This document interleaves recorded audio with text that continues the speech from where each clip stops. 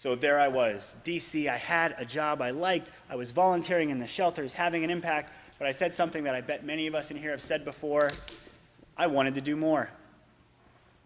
One day after work, I found myself walking to the fountain in DuPont Circle in Washington, D.C. I was with a friend, Rachel, and she was complaining about everything that was wrong in her life.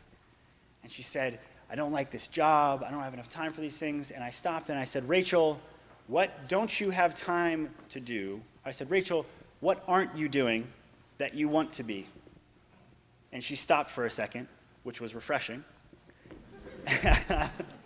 And she said, I'm not doing photography. I'm not doing arts and crafts. I don't like this job. And I said, well, what job do you want? And she said, I don't know. And I said, well, who has the job that you want? She said, well, I love what Amanda's doing in advertising. And I said, great.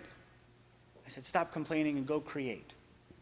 She had gone from confusion to clarity in 5 minutes by asking herself that one question. So then I asked myself that same question: what aren't I doing that I want to be? I said I wanted to be giving back more. I wanted to be an entrepreneur. I wanted to start my own thing. And then I realized exactly what I wanted to do. I wanted to start my own nonprofit. I called up Tom Toohey in Chicago. I said, Tom, I want to bring Dreams for Kids to Washington, D.C. He said, great, do it. We don't have any money. And I said, that's okay. I was determined. So then I backed up a second. I realized one other slight problem. I don't know how to start a nonprofit. So I fell back on the advice of a friend of mine named Adam Braun, who started an organization called Pencils of Promise. They help to bring schools to kids all around the globe. And he says, when in doubt, GTS it. And you guys know what GTS means, right? It means Google that stuff. So we did it. I said, how do we start a nonprofit in Virginia and Washington, D.C.? I said, file your articles of incorporation. So we did it. Sent them off, forgot about them, went back to recruiting, went back to volunteering. About 4 months later, I was sitting in my office. It was a Thursday evening, getting ready to leave, and I get this FedEx envelope dropped on my desk. I look at who it's from. It says, the state of Virginia. I look at it, drop my shoulders, and I go, awesome, I ran a red light. When I opened that envelope, guess what? It was not a ticket. I pulled out a paper, and in old English type, it says, the Commonwealth of Virginia hereby authorizes Dreams for Kids to operate in the state of Virginia. I sat back in my chair and asked myself a question: did I just start a nonprofit? And the answer was yes. On my way home, I thought to myself, I have an 8 to 6 job, already volunteering, and I have a social life. How am I going to start a nonprofit? And that night I got home, it was about 1 o'clock in the morning, and I was watching my favorite TV show, and I realized that the problem was staring me right back in the face. My TV needed to go. I took a picture of my TV, I put it on Craigslist. The next day it was out the door. When we don't have enough time to do what we want, we oftentimes have to throw the old out to make space for the new. So now I had time to work. Right about this time, I got introduced to a group of guys who were starting an organization called the Summit Series. And the Summit Series brings together these really exciting thought leaders like Richard Branson, Bill Clinton, Ted Leonsis from the Capitals and the Wizards, and also young entrepreneurs so they can become friends and scale their projects. And so I started introducing a lot of my friends who were starting businesses to the people at the Summit Series. And a little while before that conference happened, I get a call from one of those founders. He calls me and he says, Andrew, he says, thank you for all the referrals. These are great people. I said, no problemo. And then he says, we want to invite you to join us at the conference. And I laughed out loud because I said, Jeff, I don't know if I belong in an audience with the founders of Facebook. And he said, you do belong here. He said, there's plenty of people at this conference who are going to be making millions of dollars. But we all know what really matters is that people are having an impact. He said, you are and you're going to. And beyond that, you were one of the only people referring people to us while everyone else wanted to get in. He said, we want people who understand the value of helping others before helping themselves. And I took what he said to heart. And as I went to this conference, I focused not on being interesting, but being interested in those who I was meeting. And I created deeper relationships with everyone I met at that conference than anyone I'd ever met before. And as I left that conference, energized, inspired, invigorated, I said, we're going to start our first event. And I knew exactly what it was going to be. It was going to be an adaptive water skiing clinic. There wasn't one in Virginia at the time. I'd seen one before. Slight problem, I had no idea how to plan an adaptive water skiing clinic. Chicago had done this for 10 years. We had no resources planned up. I had a very slight idea. So what we did is we created something called the W5. So many of us as volunteers in this room have been tasked with planning programs and events with a lot of moving parts. The W5 stands for who, what, when, where, why.